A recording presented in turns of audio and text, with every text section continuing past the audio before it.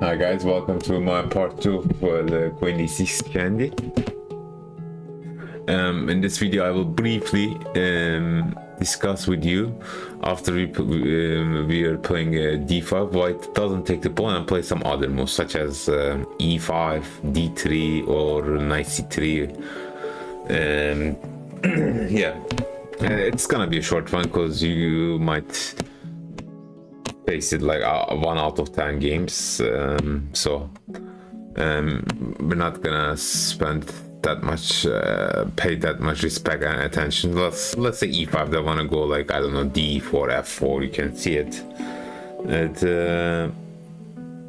at beginner intermediate levels. Now we see, this is I called a Sicilian invitation. We simply grab some share in the center. We play c5, discouraging them to go d4 because after d4 we'll take play knight c6, get a tempo.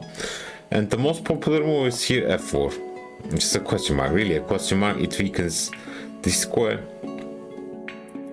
And here, this is a good moment to think. We should not start with knight c6. We can start with knight h6, directly pointing out this square. What are you doing, buddy? Maybe we will put a bishop, maybe we will put a knight there later, but let's say knight f3, mostly play move, most principal move, and I will play knight c6. So generally white plays bishop b5, and you don't want to ruin this pawn structure. You don't want to ruin your pawn structure like this. And generally, before making this stay, I was always playing queen b6, but actually bishop d7 is slightly better because it threatens knight takes e5, so white has to take or play react. Also, like let's say, I don't know, you play such a move and then they take.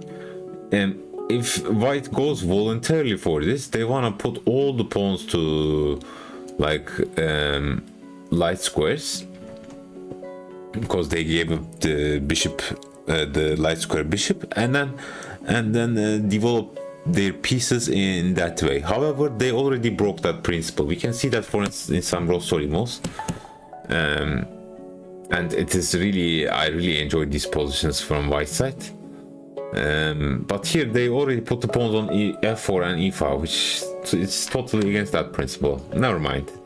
We simply play bishop d7, and they have to take. If, for instance, let's say castle, we have this threat, and we win simply a pawn and bishop pair. I mean, wow, life is great. So if they take, we take castle. Like once again, d3 is not good. I mean, that is against not harmony. There is no harmony. Anyways, let's not pay that much attention. For instance, I don't know, d4. Now we don't want to take and then move the bishop back. If we want to simply play e6, right? Excuse me for my small camera issue. Now let's say c3, knight f5. If g4 is bad because of knight h5, castle, rook c8. Keep it slowly. Keep the tension. Keep the tension. And like the most popular move is g4, which is not good. We simply go here. They don't want this, right? Let's say they try to defend, and then after this bishop f2 and then b6. Just keep it steady. If they take, we will take with the pawn. Black is having a great time. We can even maybe further, I don't know, let's say h4. Well, who's attacking who? Like, we only push pawns, and this knight has to now keep an eye on that pawn. We can slowly improve our position and maybe later play some f6 even. Okay, looks great.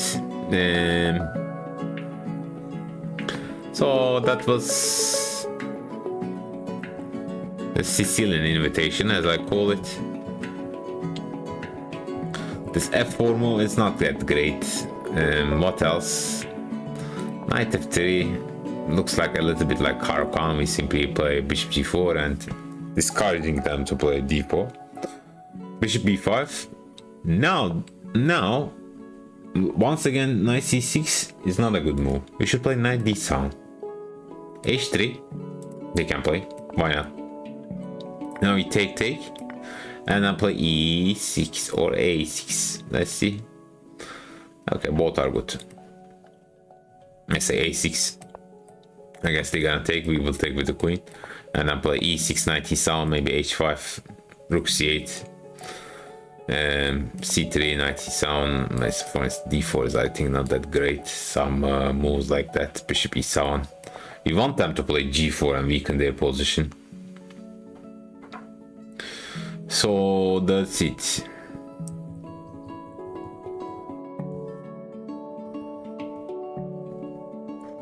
Why knight c6 is bad? Now, for instance, they can take, right? And I play d3. First thing first.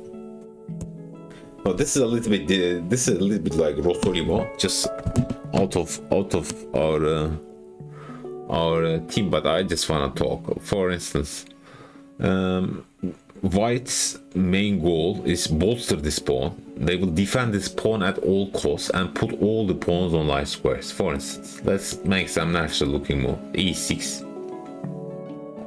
castle, knight e7, knight b to d2, for instance, is a great move because they want to capture with the knight. If h3, we will take.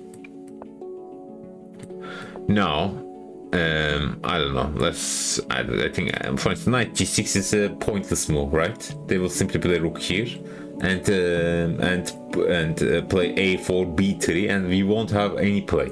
I tell you, it is very difficult to play for black.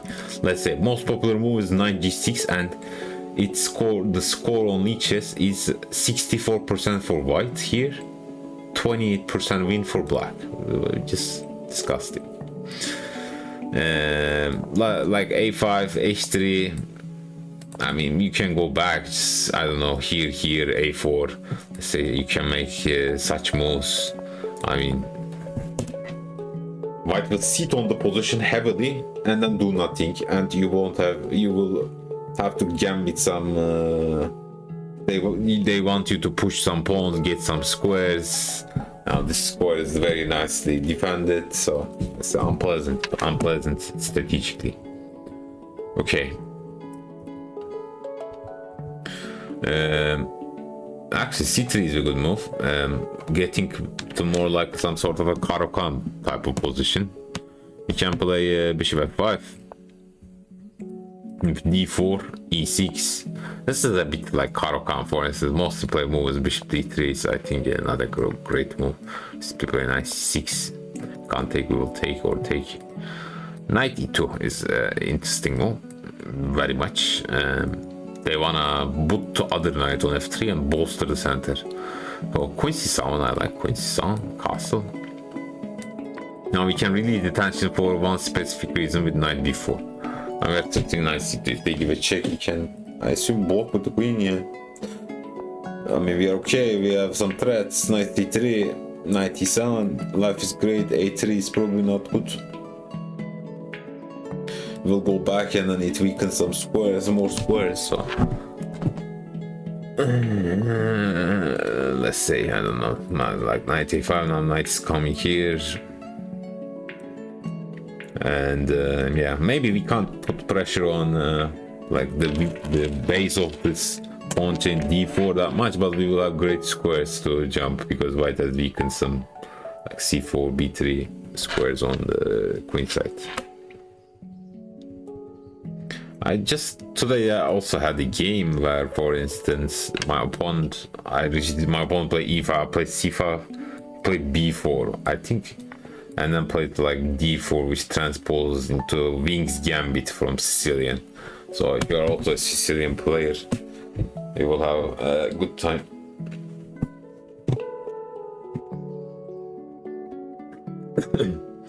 Okay, so that was the e5 move. Now let's see d3. Well, endgame offer, I called it.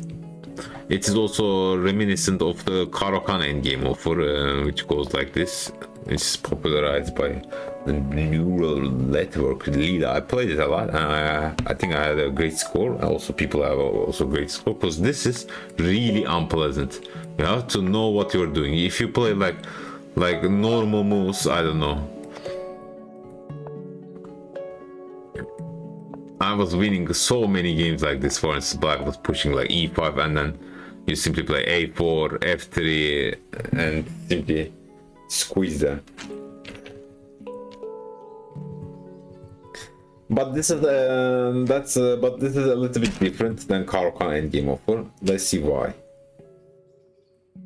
So if you want, you can still play like c6, e6, whatever, e5. But let's play knight c6 first. Let's start with knight c6.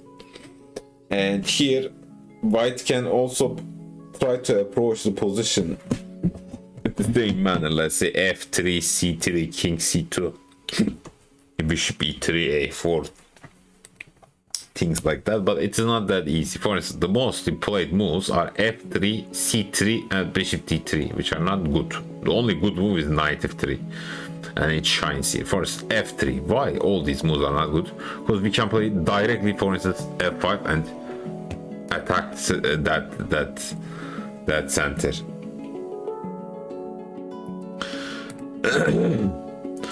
So after f3, f5, for instance. I mean, if they take, we're gonna take like knight d2. We attack furthermore. But for instance, bishop d3, we can even play g6, and they like c3 and bishop d7 with a long castle, bishop g7. I mean, it's a bit boring, but what to do? Let's say what computer says, 0.5 for black. Okay, good. c3, once again, f5 is we can play. f5 we can play, and they can play e5. Well, in a Caro-Kann endgame offer, let me briefly show you that. Let's flip the board.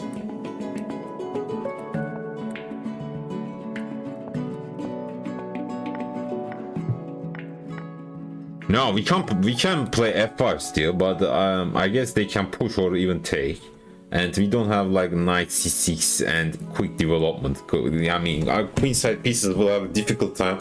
We have to. I like playing, for instance, such moves, but looks a bit slow this time. With queens off the board, and white will simply get some direct initiative. But with knights on c6, we have this resource. Also, I have to mention, if they play like bishop e5, they want to ruin your structure. You simply play bishop b7 long castle. Like c3, castle, for instance. Here, that's a blunder because of this move. Yeah.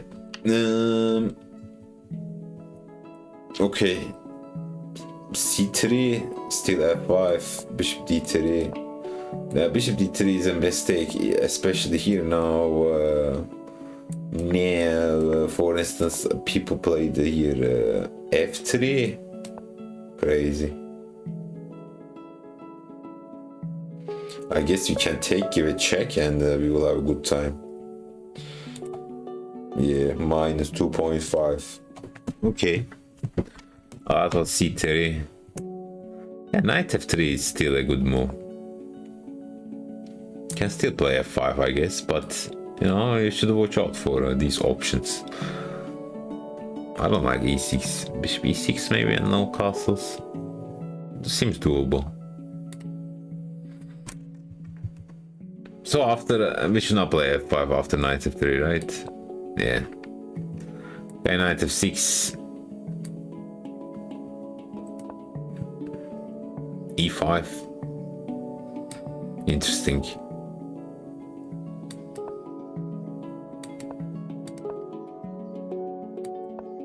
Long game awaits. But don't worry, guys, no one is gonna play knight f3. They will all. Knight f3 is played 6%. Okay, so that was the end game offer.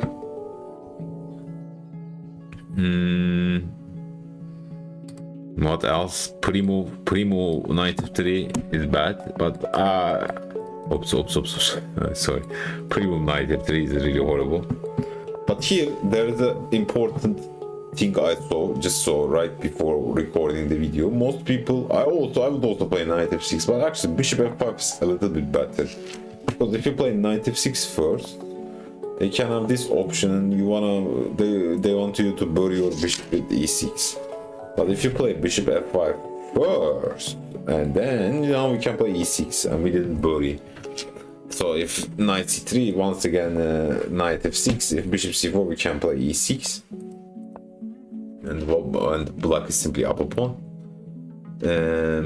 If queen e, knight f6, queen e2, now knight c6, knight c6 with the idea of knight d4. So if they take, we simply jump, attack here, for instance. Now queen d7, you are not worried for such things, by the way. Like, oh, they're gonna take, like, this is like losing them. So they have to play this move. We play queen d7. Now take, probably take, long castle, black is winning. So just start with the bishop f5 against this pre-move.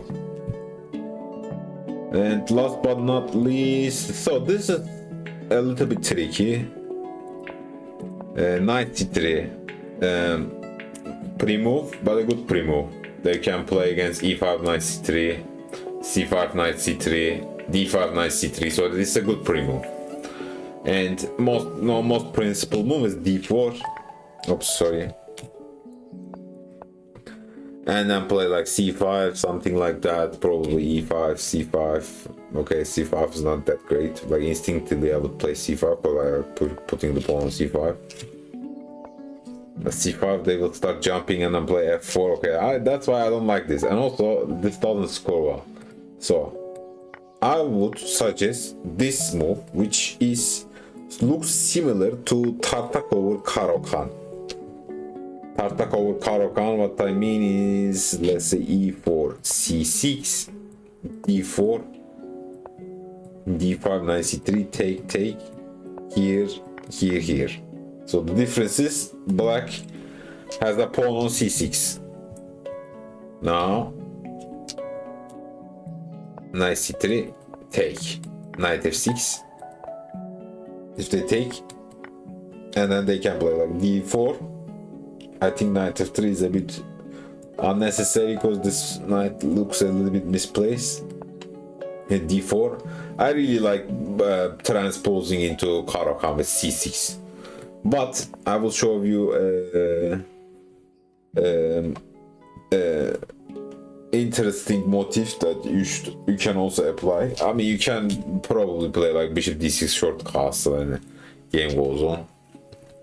But not like c6. I wanna get into Tartak over, and here my favorite move is not bishop d6. I like a5 with knight a6, knight c6. It's very confusing, especially at online games, and it scores amazing compared to bishop d6 and normal development. For instance, like bishop d3, knight a6. I want knight a6, knight e2, and then g6. I like such things, for instance, but you should know h5. We gotta stop that. Castle, bishop g7. I don't know, rook here, take. They can put a piece here, but we will have, or maybe knight e6. We'll have a great time. And also don't forget, let's say computer wants black doesn't want to play a5, but let's develop, right? Let's develop. Now this knight comes here for us. You can trade, but we will have later on. We will have great attacking prospect, and this battery is losing its power when white doesn't have the open h file with the support of the rook. So this is not that dangerous. Okay. So this is my recommendation after c3 pre-move. I like this one, and knight f6. We have to mention this knight g3. Now c5, not allow d4 easily. Knight f3 here, and there is also an interesting moment. We should not play knight c6. I mean, we can, but watch out for bishop b5. Even because white wasted a tempo with knight takes and then goes back, we have time to play a6. If d4, simply h5. Now we harass that knight. Also,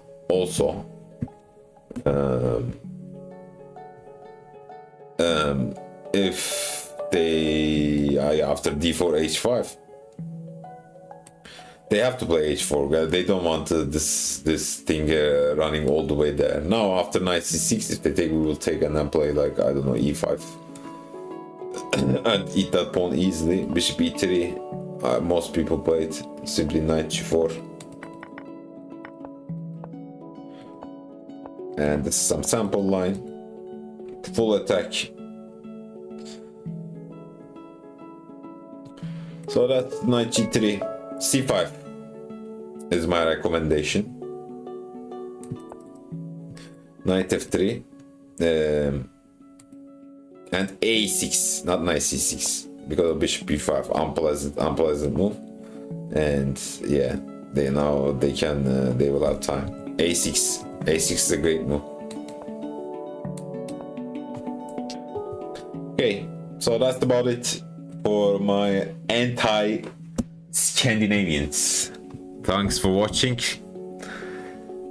You can still find the link for the study in the description below. Have a great one. I'll see you on the next video.